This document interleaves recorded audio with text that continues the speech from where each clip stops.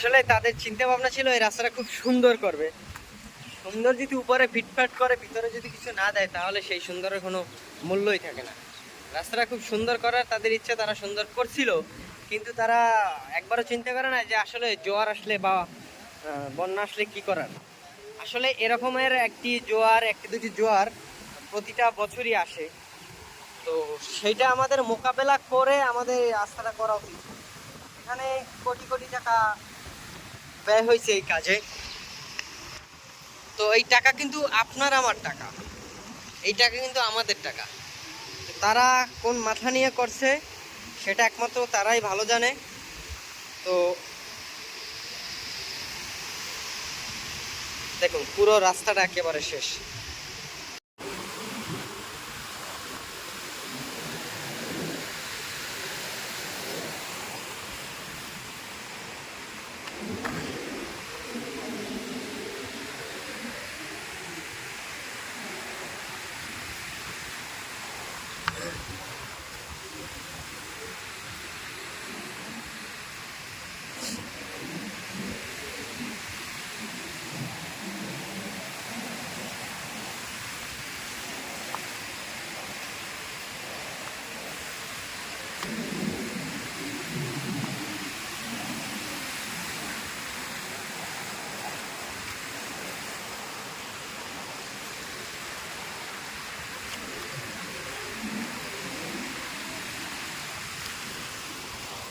এগুলো আমাদের কাজের অবস্থা।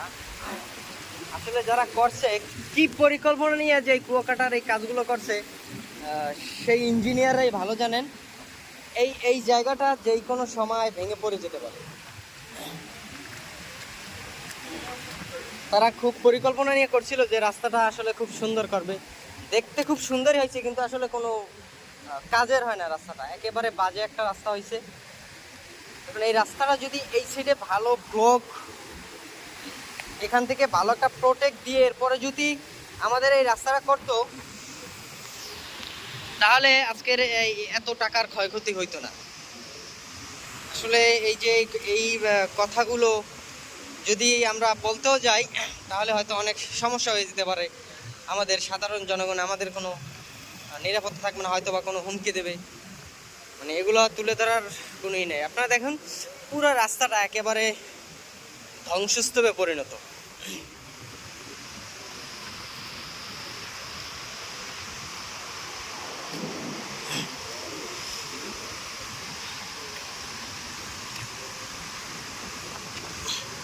আমি এই জায়গা দিয়ে হাঁটছি, যে কোনো সময় ভেঙে পড়ে যেতে পারে।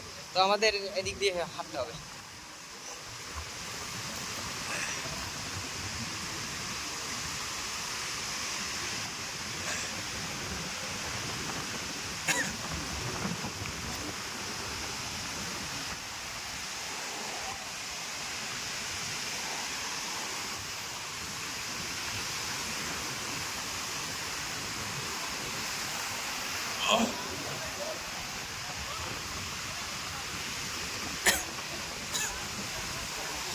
এই যে আমরা হাঁটতেছি, এটা যে কোনো সময় পড়ে যেতে পারে।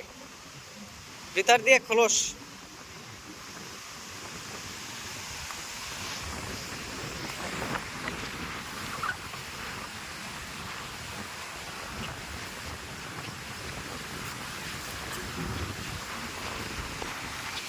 এই যে ইঞ্জিনিয়ার